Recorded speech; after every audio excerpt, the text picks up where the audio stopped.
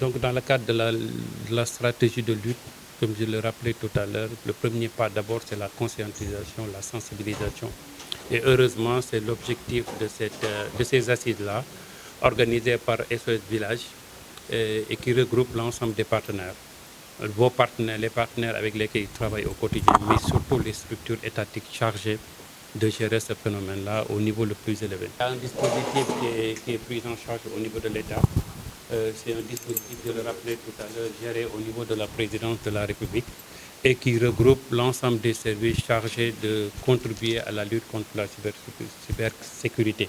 Je le disais tout à l'heure, il faut que les Sénégalais se rassurent. Le phénomène, il est là, le phénomène, il existe. Le phénomène, nous le vivons tous à tous les échelons, mais il faut que vous vous rassuriez. Ce phénomène-là est suffisamment pris en charge au niveau de l'État et dans les meilleures conditions. Donc vraiment, il y a de quoi se rassurer qu'au-delà des inquiétudes des Sénégalais, nous travaillons à juguler ce phénomène-là. La crainte, c'est l'exposition de nos enfants à Internet. Nous le vivons tous les jours et au niveau le plus bas. Aujourd'hui, nos enfants ont accès à Internet, un accès total. Autant on peut mettre des verrous quand il s'agit de la maison, autant sur les portables, des enfants ont accès à Internet, ont accès à tous ces contenus-là. Donc c'est important, comme je le disais tout à l'heure, de démarrer par la sensibilisation, mais surtout de les accompagner en veillant à ce que certains contenus n'arrivent pas dans les devices. Parce qu'un enfant a la possibilité d'avoir son téléphone, même en dehors de la maison, et c'est la porte ouverte, en tout cas, à beaucoup de choses. Donc c'est important pour l'État, pour nos plus d'autorités, de travailler à ce que, encore une fois, certains contenus n'arrivent pas dans les devices de nos enfants. Déjà, dire que nous sommes une organisation de protection des enfants, SOS Village d'enfants, et que depuis qu'on est là en 1976, mais qu'en 1987, on est réputé, on a une organisation d'utilité publique, nous travaillons sur la protection des enfants.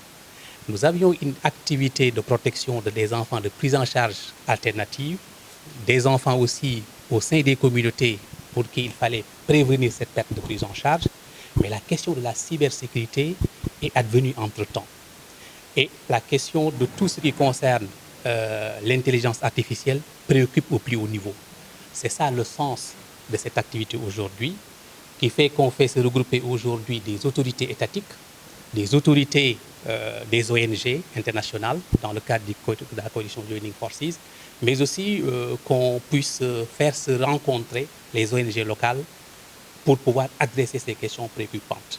Nous ne sommes pas à une phase d'évaluation, mais dès qu'on terminera le processus, ces informations-là nous parviendront. SOS prend au cœur la protection des données personnelles en général et celles des enfants en particulier. C'est ce qui fait que nous avons un dispositif, une politique de sauvegarde. Cette politique de sauvegarde-là organise l'accès aux enfants. Les visites aux enfants ne se font pas n'importe comment, il y a des protocoles à suivre. Mais aussi tout ce qui est support numérique, il y a une forte sensibilisation, il y a tout un département IT qui s'occupe de ces questions-là. Tant et si bien que régulièrement des sensibilisations sont faites, puisque comme on l'a rappelé lors de l'ouverture des assises, on ne peut pas lutter contre un phénomène dont on ignore les mécanismes. C'est ça qui fait que cette sensibilisation continue va se tenir à côté des dispositifs relevant de protocoles ou de procédures qu'on a mis en place pour protéger ces enfants-là, y compris même le personnel. La chose est de dire la part que SOS porte, qui est une part de sensibilisation, qui est une part d'éclairage auprès de notre cible, dont nous avons la charge. Mais une autre qui est aussi importante, c'est le fait qu'on se mette en réseau. C'est-à-dire qu'on mette en place, c'est le cas aujourd'hui de cette activité, qu'on mette en place ensemble les autorités étatiques, nous avons la RTP avec nous, qu'on mette en place même la présidence qui est en charge de coordonner ce dispositif sur la cybersécurité, mais le ministère lui-même est là avec nous, plus les différents acteurs qui tournent autour de la cybersécurité, notamment les experts qui travaillent avec nous. Nous pensons que ce n'est pas individuellement qu'on va adresser la question, mais que c'est à partir de la mise en réseau de tout le monde, de tous les acteurs, qu'on s'y met et qu'on adresse la question. Et en le faisant aussi, il faut qu'on sache que ce n'est pas une activité ponctuelle, c'est une activité qui s'inscrit dans un processus qu'on pense déjà qui peut être long.